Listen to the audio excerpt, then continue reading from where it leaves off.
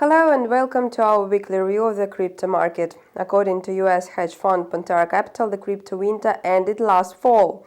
The crypto market had been bearish for 376 days until 21st of November 2022. During that time, Bitcoin lost as much as 77%. In today's review, we will get a picture of what happened in the crypto market in the past 7 days. Due to high inflation, the situation in the global equity market is not so good. Corporate earnings are declining globally. Moreover, there are still serious risks of a recession. Yesterday, yields on US government bonds inverted again. Yield on shorter-term 2-year treasuries exceeded that on a longer-term 10-year bonds.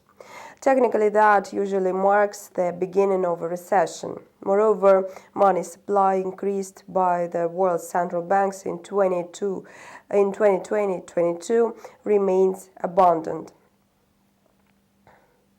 The greenback has shown restrained movement in recent days. Although it received some support from US inflation data, it is still trading under pressure from recession risks. Yesterday, the US dollar index hovered around 103.9. All in all, a decrease in the US stock indices and the greenback may trigger an outflow of funds, thus boosting demand for crypto. Despite an inverse correlation between the US dollar and Bitcoin, they both have recently surged. The United States saw the release of data on inflation and retail sales.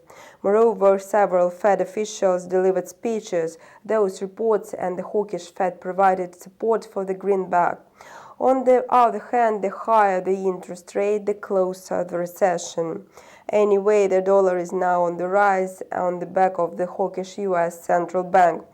When it comes to Bitcoin, it went up from the mark of $22,911 per coin last Thursday, reversed on Friday, and approached the weekly low of $21,444 per coin this Monday.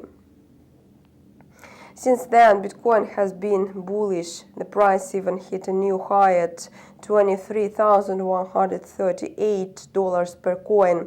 Its key resistance is now seen at 22,800 and 24,000.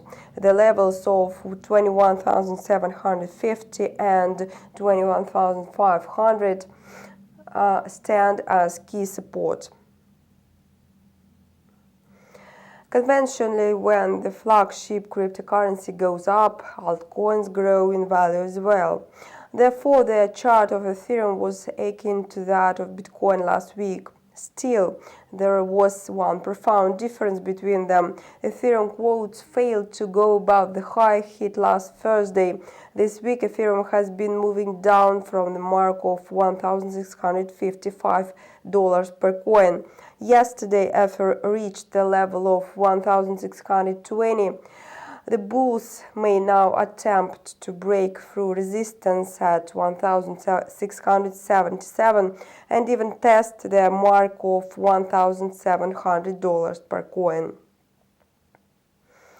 Meanwhile, Litecoin has so far been unable to grow above the high of last week, seen slightly above $101 per coin. Nevertheless, Litecoin quotes were on their way to conquer a high of $99 this Tuesday and Wednesday.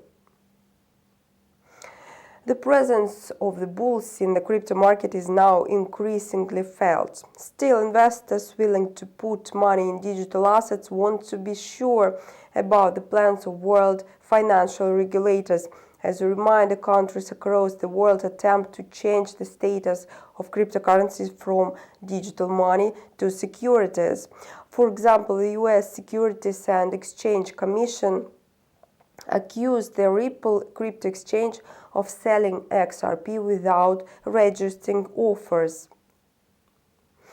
Ripple has disputed the Securities and Exchange Commission's findings, and the case has dragged on almost 3 years now. In recent months, firms supporting Ripple in its ongoing battle with the Commission has increased to 12.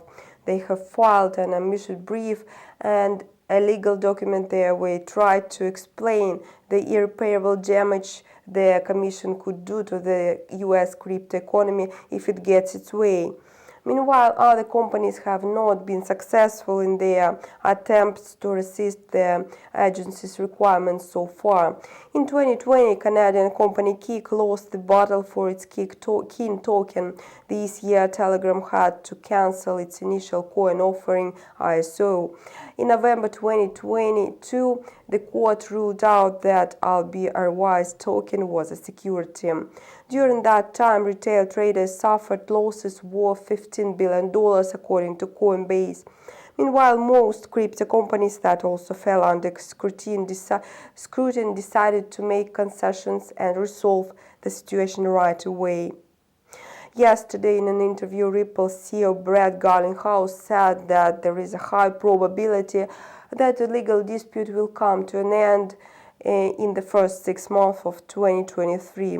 It remains to be seen what will be the ruling of this unprecedented legal dispute.